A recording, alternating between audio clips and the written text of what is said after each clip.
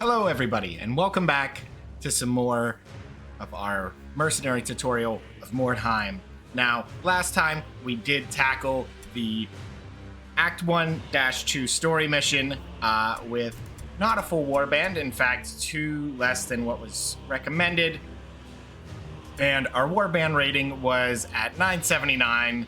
I think it was at 932 at the time. And the recommended rating was 900, which was pretty much the recommended rating, and we saw that it went pretty smoothly, all things considered, though even still, I would recommend skipping on story missions until you have a full warband, personally, as just having 2 extra units often makes a huge swing of power, even if you do not have blue weapons. As long as you have I would say 3 ranged, it usually works out just due to that. And it would also have been heroes, which have a lot more power throughput. Now, a thing you can look at, which probably still not very important yet, this is more something to deal with when you get to, I would say, the rank 5 warband rank, where you'll start getting more blue quality items. You can sell off items that your warband can't use or won't use. With the mercenaries, this is a little different as they're pretty versatile and can use most weapons. So you don't have worries there. But some of the Skaven and Chaos specific items you can sell off for a little bit of profit, which early on is pretty helpful. But let's take a look at what missions we have today. So this one's a pretty safe mission. If you were going to take a mission, this is definitely the way to go.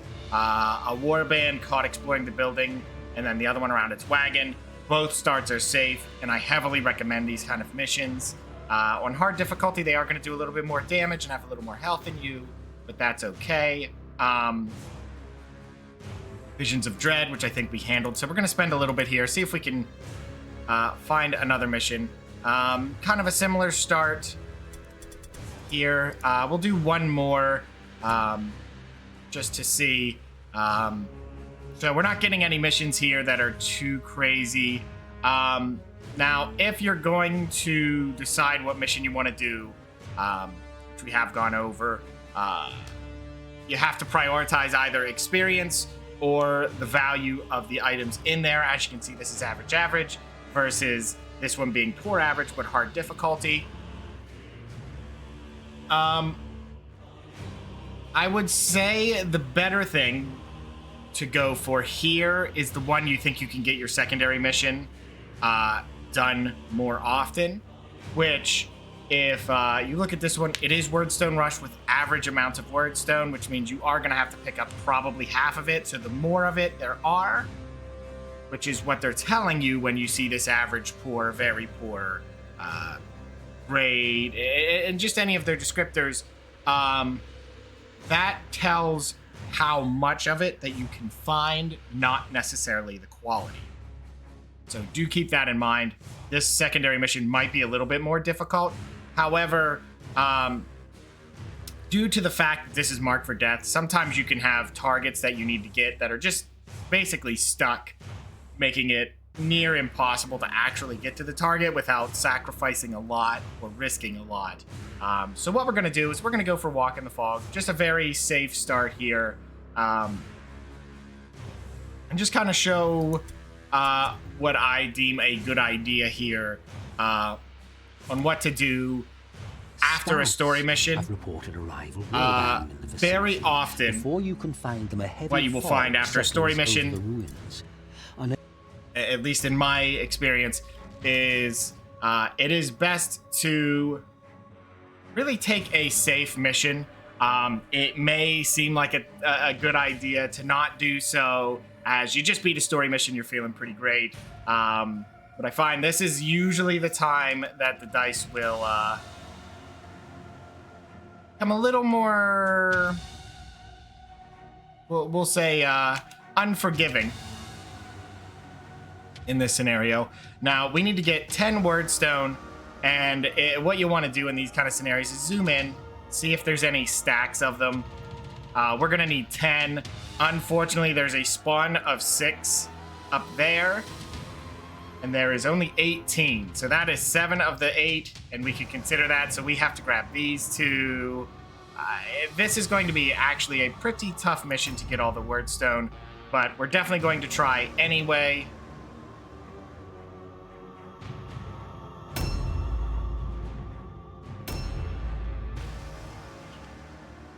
And how I want to put these units around is we're going to put our ranged a little bit ahead, because their ability to move is very, very helpful for us.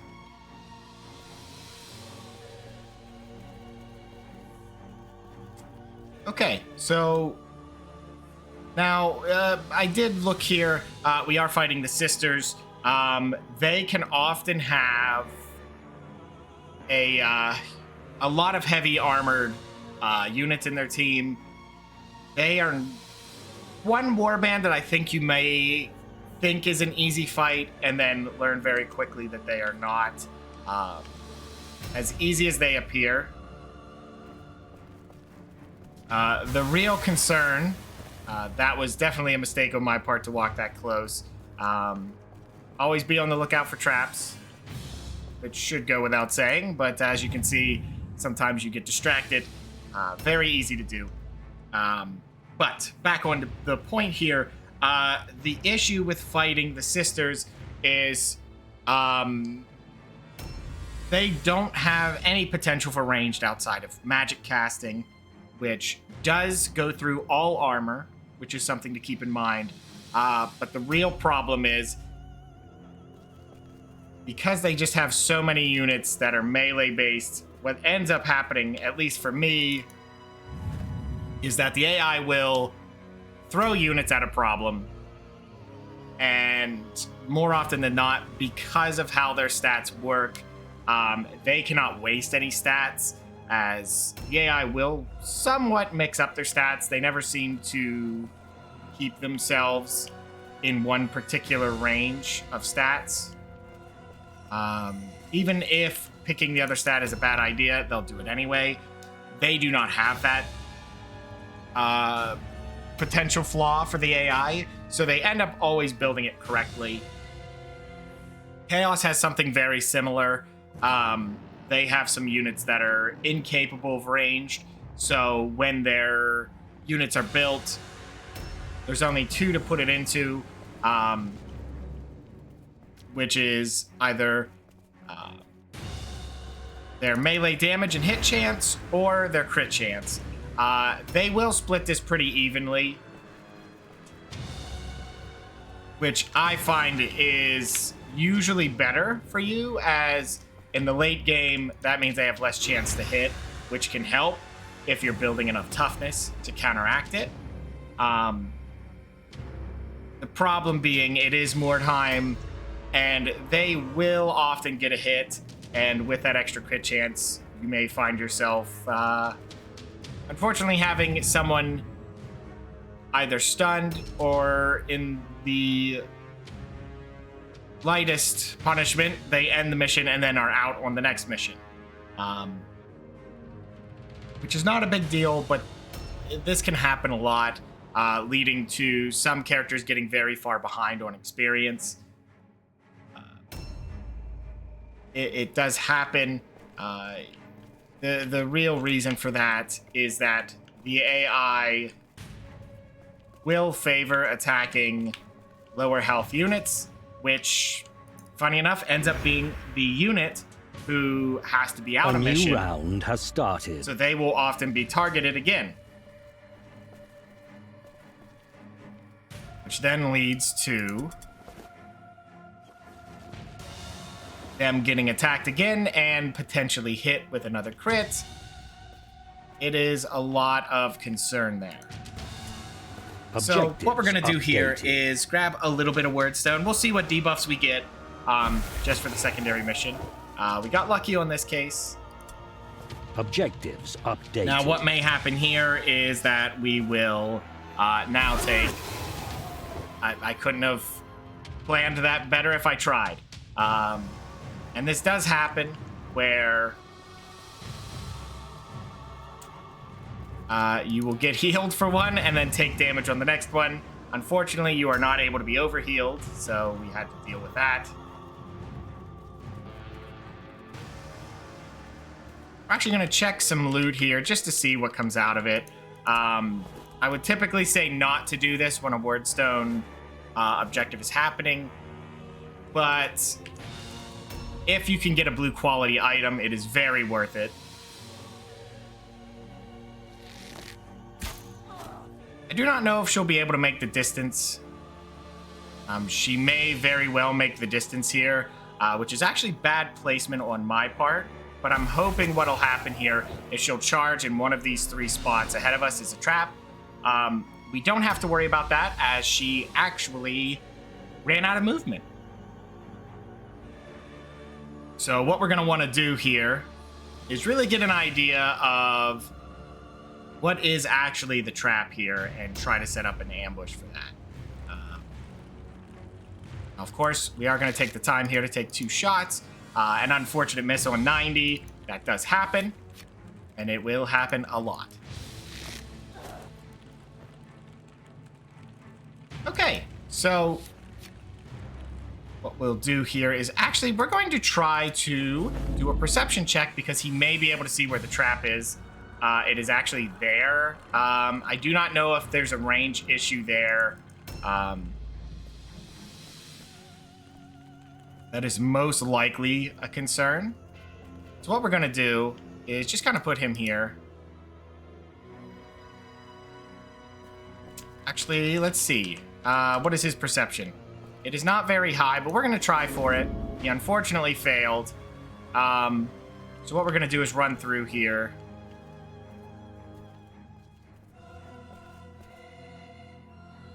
Hopefully one of those 2 isn't the trap. But we will only have to see after the fact.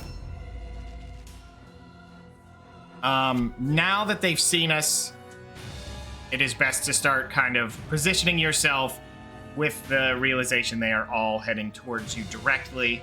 That they don't always do this, but they will most often do this. The only warbands that you might not see this is with Skaven. As with their extra movement, they do tend to stop for wordstone, and I think this was on purpose, as the Skaven have that extra movement, so they can often swarm you if there's no better options.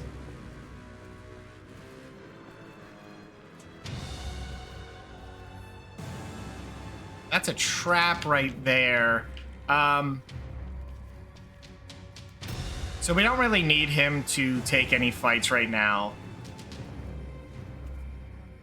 I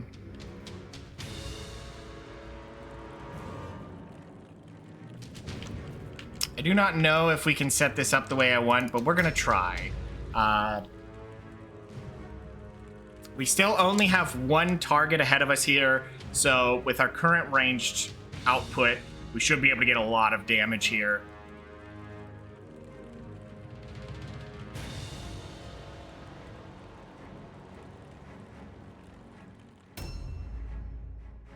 Okay, so this man has a very powerful shot for our team. Hopefully he can hit it on a 76. Unfortunately not. Our rolls are not doing so good at the moment. And he may be the target of her attack, is what I assume, at 106 health. So in this scenario, we have 2 choices to hide the character behind some zone of control. You could put the character here, and that might seem like the smartest idea. And what she should do logically is to try and attack is run straight through here and get to him, which will lead to an ambush. But there is a small chance that she decides to go through and around to get to you. This is unlikely, but not impossible. So what I tend to do is remove that possibility entirely. This will pretty much guarantee that she moves in that direction, which allows us to sort of force the AI to walk into this ambush that we've set.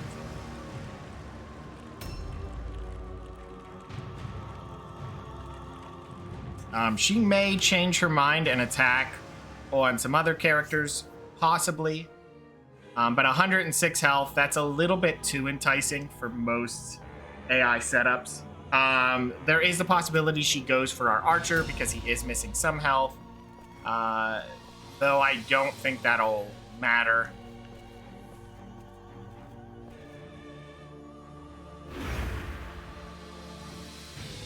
A new round has started. So what I want to do here is we're going to try to do a perception check here. We will try for 2 of them, I think. Okay, that is unfortunate. Let's try for 3. This is a little greedy, but we'll try it. What I want to do is see if there's any traps in the way. There is not. I do not believe he can get out of here, but we're going to try. And also run around the trap. And end his turn. Now what he's going to do is, now that we know there's no traps there, he is going to walk away a little bit, reload, walk away a little bit, and then fire. This will allow us to get all of the shots we need, and also just kind of build a little bit of distance that we really want. So that even if she does decide to go for him, she will walk into the ambush. Those were excellent hits. That puts her very, very low on health, so we'll see what she plans. And see, she did try to go around, unfortunately through the area we were blocking, but they will try. That puts her in some unfortunate situation. Now, she will probably get the hit here. Fortunately not. You will often find a melee-based leader will do amazing work for your team, just by nature of having so much health, so much toughness, and then still carrying a shield around often is a very, very powerful tool. Okay, so in this scenario, what I'm going to do is have her run up and, he will run up and check her for the word stone, and we don't need anything else from her. We can see that she is still using basic quality weapons, so we're not too concerned about that. You actually had a good wordstone resist there, which is nice. Objectives updated. So my worry here is that they're still coming to this area, and because of that, we can actually use that to our advantage and use this height. Just to get that extra 10% hit, it is very worth it, especially if you're using things like the handguns, pistols, anything that costs a lot more, that is more built to have just one big powerful hit. Having the range to increase your hit chance is always worth it. I mean, it's always worth it no matter what. But pushing it more for that value is definitely something to consider. So what I'm going to do is check in here. I'm going to grab some wordstone again. Objectives updated. We can only hope that the AI is still picking up some wordstone, as we have taken out a hero unit already. I am not going to pick up 2 gold crowns. That is not worth the loot slot for his case. What I'm going to actually do is leave him right here with a parry stance, as I'm not too concerned with the AI getting to my archers at this point.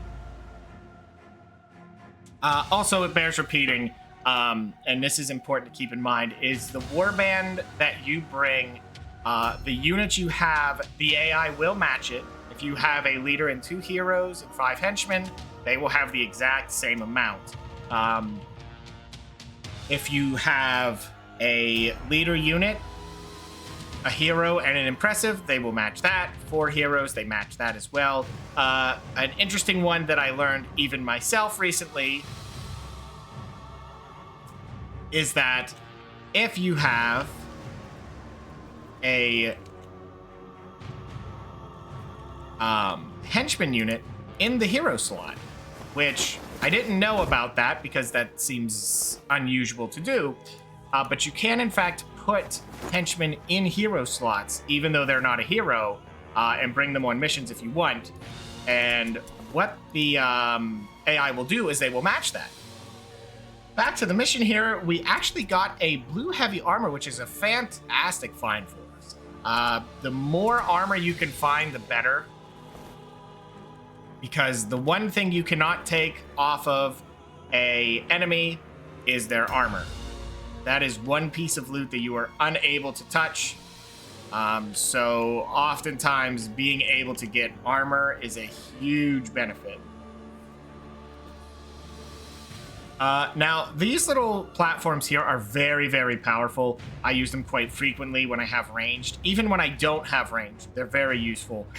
And the reason for that is that it has a choke point. And the best way to handle that choke point is to pretty much just walk off to the side here and set a ambush. Because this pretty much forces the AI to walk into that ambush. And once they do, a frequent thing that will happen is that no one else can make it up because they are stuck, leaving them to have to fight into multiple units while you are keeping the rest of their team very, very busy.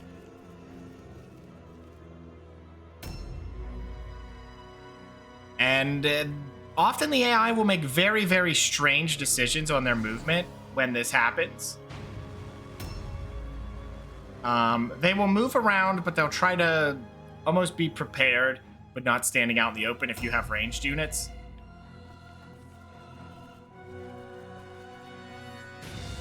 Now, one concern I do have here, with what we currently are looking at, Wordstone may not be likely, as I don't want to run any units, particularly into the mission.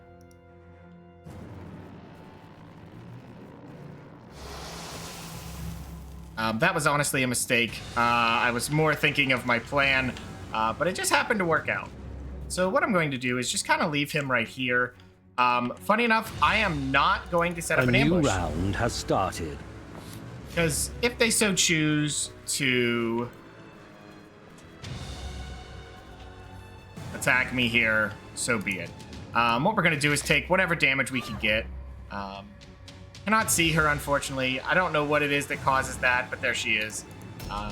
That is something I think that is relative to my system, so you don't have to worry about that. But if it does come up, that has been the fix for me, is moving my camera around.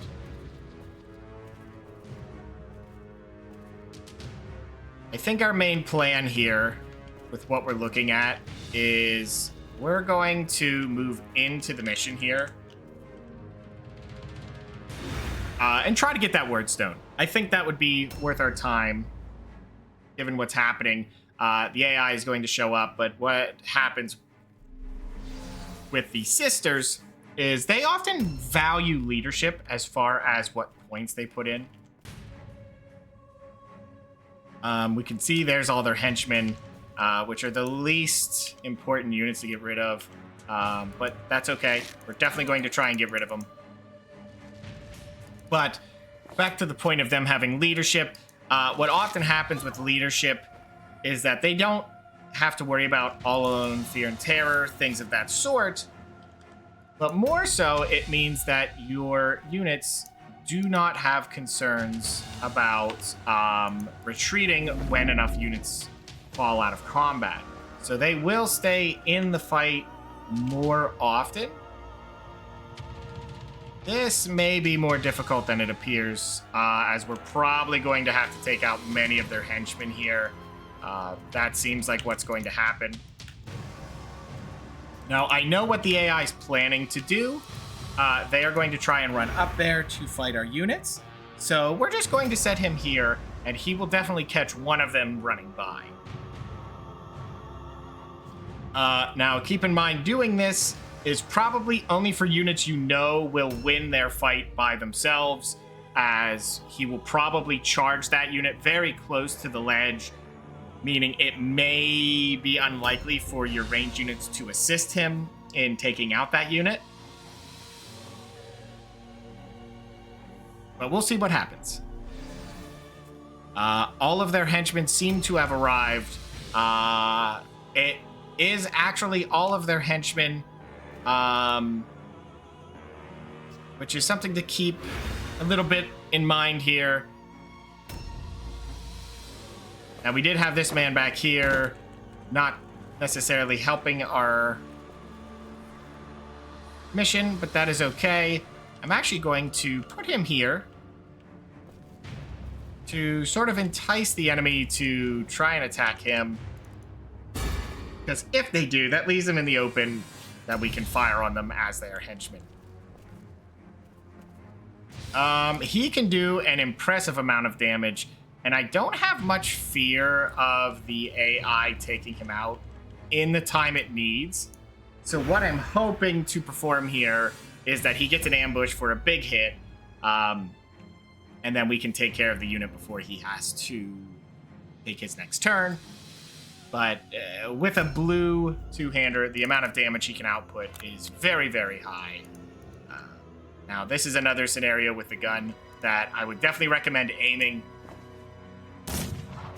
As the funny thing with most firearms, as opposed to bows, is they're really good for henchmen just due to the nature of... Well, there is how that goes. But what ends up happening is, because a new round has started. The henchmen don't have enough offensive points to often reload and fire all the shots and move around. The firearm can work due to the fact you can reload it and aim each turn, which gets full value out of what the firearm was worth. Anyway, this does change when they're max level, as that will put them at a weird amount of offensive points. Because they will end up with 5, that is not quite enough for the gun. And the bow is a little bit better at that point. However, you can still use it on them. Heroes often do a little bit better with firearms in the later stages, but early stages not generally worth it because of the reload costs, where they can't afford it. So what we're going to do here is try to get some damage on this henchman, as she has very low health comparatively to the other one, and she has low armor at only 5%.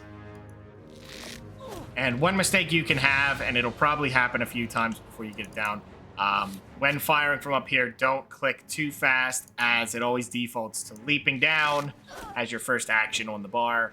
I have done it myself. It is not beneficial to do so. That is an interesting decision. I believe the AI accidentally walked into my leader unit there. Unfortunately for her, she is also trying to dodge while right next to our leader unit.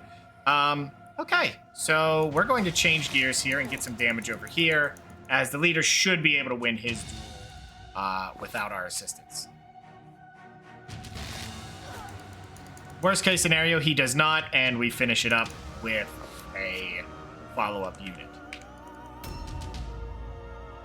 Hopefully, the AI team does not have to leave after their henchmen are down, and what we will try to do is force a lot of all-alone checks. As you can see, her dodge chance was actually 1, which is the absolute minimum.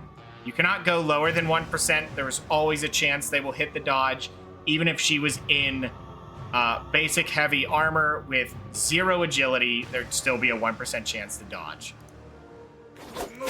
But also, to follow up on that, the spear itself has the stats that reduces a person's chance to parry or dodge by a certain percentage, which is very, very powerful early on. It becomes a question of if it is worth it to use a spear, as its damage is a little bit lower. However, when we are later in the campaign here, and we start talking about what I think is a good way to build a character, as far as training. There is a specific build that is, I find, very, very powerful in the late game if you can get them there. It takes a huge commitment of resources, so it is something to keep in mind. Now, she did run into this fight here, which is interesting, but there was no other lower health units that she could reach, so she deemed this fight worth it. And now we can utilize that. Okay. So, if he managed to, hit this charge at a 71%, which is likely to miss, but if he does, she'll be immediately removed. And he did. That is the power of having, two-handers or dual wielding is usually in the opener, which can be a very powerful choice, especially in the early game of Mordheim. Just due to the nature of having very low stats, your dodge is low, your parry's low, health is low, and so is the percent damage reduction. Oftentimes getting the full throughput of a charge ends up being one of the most powerful things you can do to really end a mission early. The funny thing with Mordheim that you may say is unfortunate, perhaps, is that the early game of Mordheim is where it is most volatile and I would say unforgiving. Losing a unit in the late game is time consuming, but not the biggest deal. There is the concern of training a new unit from low levels, but when your whole warband is lower level, you will often find this to be the case where you can do every choice that I would even deem correct, can still fail just due to the nature of the dice saying so. And that's just the nature of Mordheim, not much to it. And I do believe I said earlier, but usually around the level 3 to 5 range is where you'll find that most units will start to fill their role successfully and a new round has started. Feel secure in their chances to hit and defend themselves effectively. And that is what I would say to try and hold out for if you can. There's a high chance early on that you'll notice your warband might have a lot of injured people. Maybe you fired one or two just to bad dice. Unfortunately, I haven't been able to show that yet, as the dice have been very, very kind to me. I will say that, yes, we haven't had an injury, but there's no super secret there. It's just Mordheim being kind to me, allowing me to keep a lot of my units safe, not dealing with crits on anyone important. We did have a crit in the previous story mission.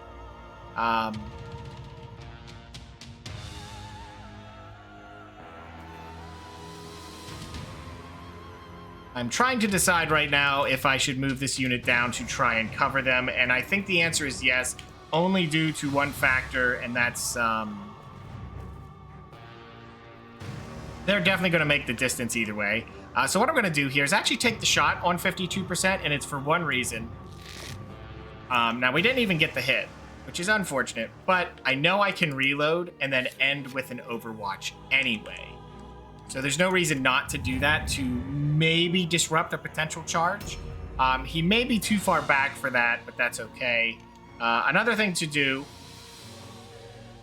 is we do see there's a lot of units that could potentially make it. We do not see the leader. Actually, this is an interesting thing as well. You can see when I'm looking at the leader, I'm not supposed to know where she is, so I can't highlight it. But if I move over here, now I can see her. This is a unfortunate, I don't know if it's an oversight, but you can actually mouse over the character if they're close enough to their circle, and it will tell you all of her stats. And we can see that she has 30% damage reduction, which means she is in heavy armor. meaning we have no concerns of her making the distance. Now, this unit probably can get close, but not quite there. We may not have to deal with that either, as they are now under the morale check that we need. There is a choice here. I did take out this unit, and that may have been its own mistake. Not necessarily in a way that we get punished for it, but in the potential for extra experience here, as she's about to take her turn. And we have 3 units coming after that. What happens there is there's a chance now they will flee the battle. And if they do, there's no chance for us to get any more experience. And that is unfortunately what happened. But that is more of a potential 1 extra experience rather than some master strategy. So if we take a look at our end here, this was a very simple mission.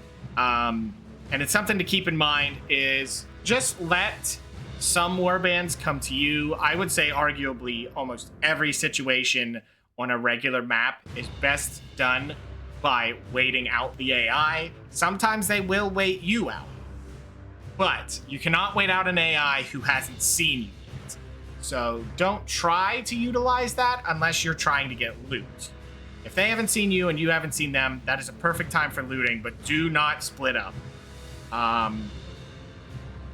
Unless you have a unit you know is way off of the path of where the AI would be going, I do not recommend it, and certainly do not try to run ahead and get loot that they are going to be on, because if they see you, there is more chance that a lot of units trying to move towards your warband will see he's close enough and will just charge them. A warrior needs a bit of luck and a lot of skill to win a battle. Completed. We even got some secondary tasks completed. We actually had 4 out of actions with our leader here.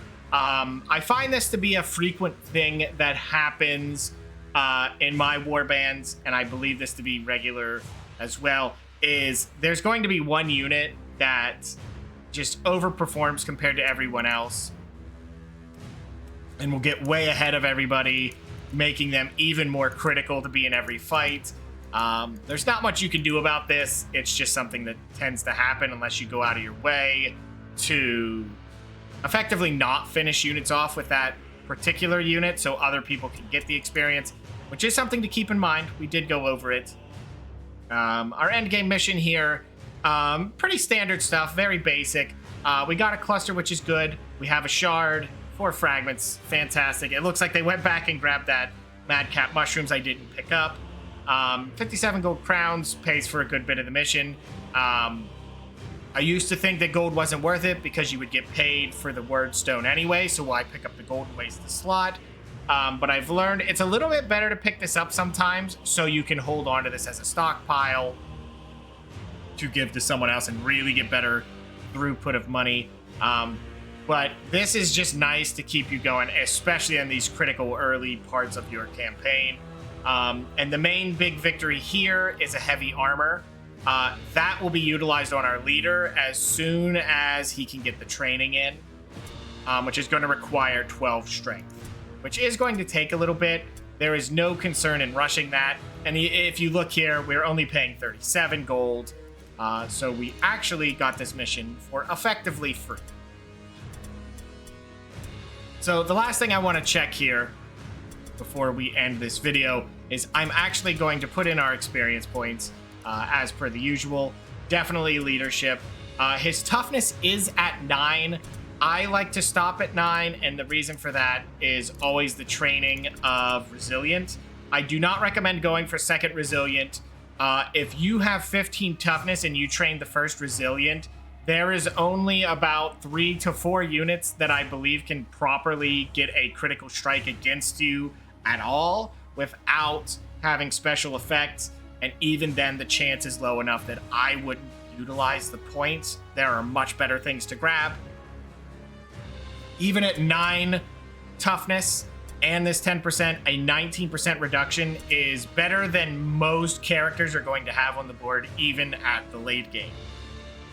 So he's got all the toughness I need. Now, what I'm planning to do here is we're going to push for a 12 strength, which will allow us to get the more critical, in my opinion, armor proficiency. Removing the penalty of movement with the heavy armor is very, very useful. Also, the 5%, it is very little, but having the lost movement is often very tough. I don't prefer it. Having a heavy armor unit that can move freely is often very powerful. It does not help you in a fight in most cases, but having a heavy armor unit that you don't grab this, I feel leads to your warband often slowing down quite greatly to let them keep up. And this is very doable and it works. However, what that also tends to do in a campaign sense is that oftentimes you will not get as much wordstone. You may not get those secondary missions because you were waiting. Now, I know we just went over waiting out the enemy, but if you're waiting for him to catch up, that is a whole different issue in itself. Moving on, archers are never a big concern for me. In all honesty, stacking alertness is usually the best plan. It makes them so good at dueling into other archers, just to have all that extra amount. You could go into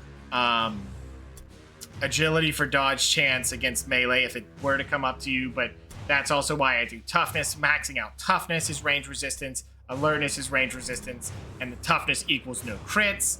It just leads to very good dueling into other archers, as they often won't be stuck in melee that often, and even in those cases, having a high toughness makes them able to survive long enough to bring other characters over and assist them.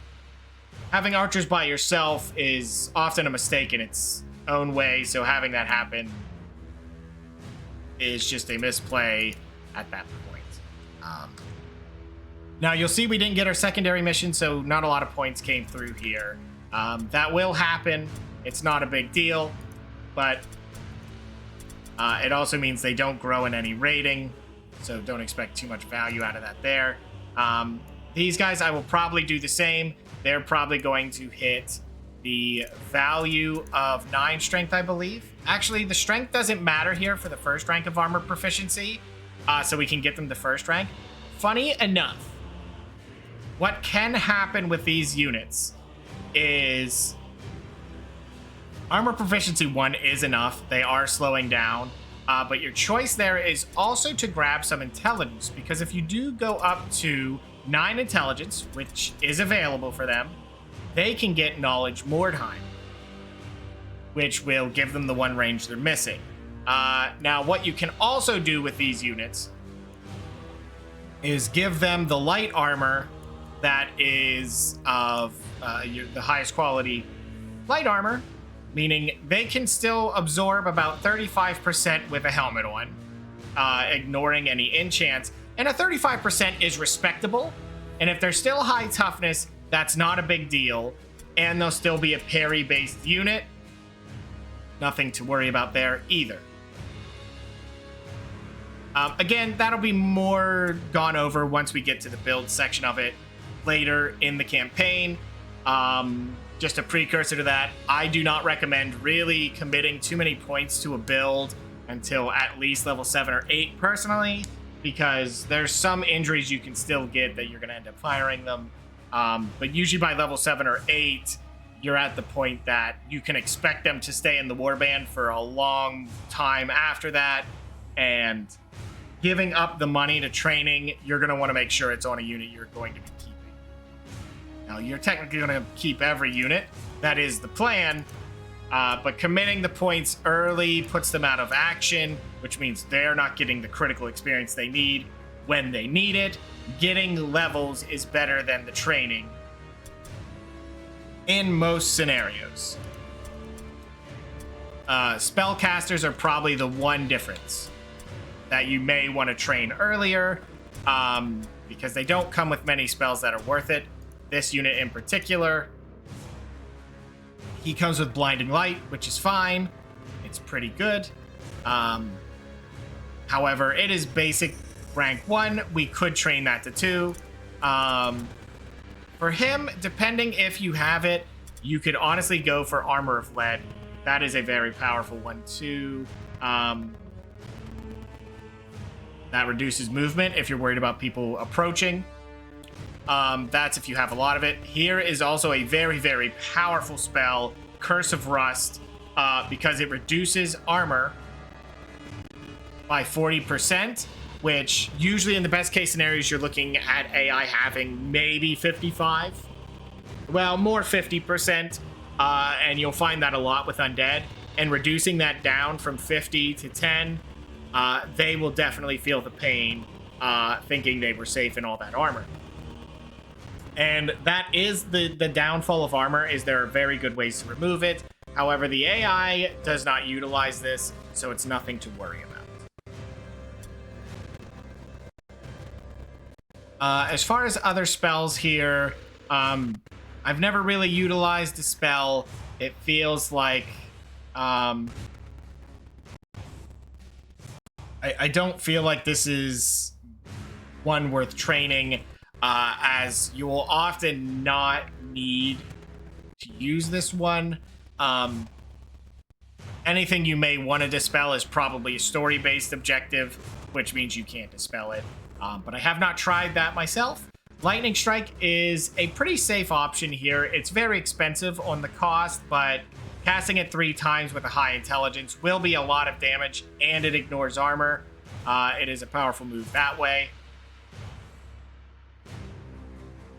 Dread of Eramar here, which reduces melee hit chance. Unfortunately, can hit your allies. It does remove offensive points, which is very powerful. Strangely stackable. But you'll notice that this is removing offensive points and not maximum. So, as nice as this looks like it could be, what ends up happening is this is only to remove counterattacks, which you have to be within 5 meters to do that, which probably means that they are sitting there in an ambush stance. Good luck getting that close. Fireball is an interesting one to choose, as it is AoE. I find that AoE is fun and you could get a lot of throughput with it, but oftentimes this is not worth it. Again, it's hard to set this up where you get the full value, as opposed to Lightning Strike hitting the target you intend and always getting the full damage, at least for the training costs. As far as this unit's concerned, if you were going to train this unit, I would recommend, for damage purposes, Lightning Strike. Maxing out Blinding Light's not too bad. It is a very powerful ability. 10% less chance for the enemy to hit with ranged or melee is powerful. Curse of Rust is a very, very good move. I would definitely recommend, if nothing else, getting Curse of Rust, because if you cast it only once per turn, not a big deal, and you just pretty much remove a lot of the armor absorption that an enemy may have. If you can land this on story-based units, there is a huge amount of value, and it only costs 2 offensive points, which is the main appeal of this. If you look at Fireball, it costs 4, which is double the value. Curse of Rust is a lot of throughput. Okay, that's enough talking about potential training outside of Caster. And usually Caster, I would say, potentially earlier to just get a new spell. He's already got 2 points. You could get another spell. But usually for those cases, you're looking at level 7, I would believe, is when that happens.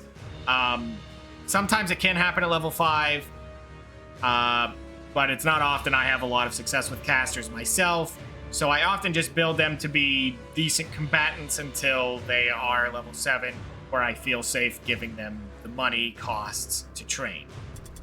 So before we end this here, again, we're going to go to the next day. 3 days left. Use them well. And our Market reward stock has been replenished. for this is 100 You have gold, been which is nice. rewarded. We got some potions here. We actually got a blue handgun, which is fantastic. We are going to utilize that immediately. and a blue sword, which is also very, very powerful.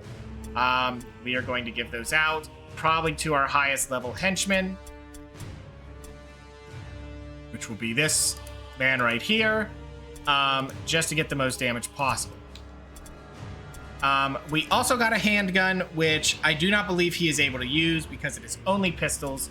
So what we're going to do is actually switch him back to a handgun, meaning both of our henchmen are actually more frightening than our leader in an Overwatch scenario. Now the leader can put, or not the leader, sorry, excuse me, the hero can put out 3 shots here at 20 to 27 damage, which if he hits all 3 will be more damage than what they can do. But if it's an Overwatch, they're going to vastly outpace him, which is perfect for them because they don't have a lot of points anyway to utilize, so this isn't the biggest deal. And we can look in the shop. There's another handgun, there's a light armor. These are both good items, but I would consider if it's worth the money before you go and buy those. All 3 of these are fine. For the handgun, I would say no, as spending 48 gold now may be a little risky. For the potion, I would also say no. These are useful later in story missions to remove open wounds, which is another thing I will go over then. Light armor is just nice because, like I said, getting armor is a very difficult thing, as your best bets are the shop or finding them randomly throughout missions. So, you know, if you see them, I would say do that if you have the money. So in this case, with 502, we're not going to be training for a while, and we do have 300 wordstone to give away. Once we turn in the mission, we will get a little bit of money here. So I'm going to say, in this case, we buy the light armor, and we do give that out, which I believe we have given him light armor. And I did equip these guys with some light armor as well. His dodge chance is 40. We could give him the light armor. Actually, no, I cannot. He is stuck on cloth, and that's okay. I was only considering it lightly. Now these 2, I would say usually give it to your 2-hander first, as they don't have a good defensive. But in this case, he is holding a blue weapon for me, so it's not a big deal to do that. Actually, what we may do is still give that to him because it is a blue 2-hander, and he does not have a lot of defensive, so cutting damage by an extra 10% is very useful. Okay. I think that's all of our loot gifted out as according. And a thing to keep in mind is if you have backup units, if you were to have some henchmen here at the ready and one of these guys got injured through a critical strike or even going out of combat and being out for 5 turns, you can still take their loot off and give it to the other person while they're recovering. I do heavily suggest this. Hopefully we'll get the chance here to show that off in a future video in kind of swapping gear. An often thing that will happen is during late in the campaign, you will train and you will have secondary teams. I usually do that I send out to just kind of build up some replacements for a team if someone were to go out of combat, and they will inherit their gear while they're going. But again, this is all stuff that we will deal with later. So that is going to be it for this mission. Again, this was an after story mission, a very safe mission that I recommend taking, because usually after story missions, I find that the game tends to be a little more evil. It was not in this case. We actually had a very, very smooth mission on normal difficulty, but there's nothing wrong with that. As long as you're getting a small bit of wordstone every mission, things are looking okay. At least until you have a good surplus of money and wordstone to not have to worry too much. It is a good idea to pick up everything you can, even the fragments, especially in low-level warbands. Our veteran skills are not improved, as we're still only level 2 and we went for negotiator. But that's okay. We will see that value after the next wordstone request comes in, which I don't believe we have yet to turn in any wordstone.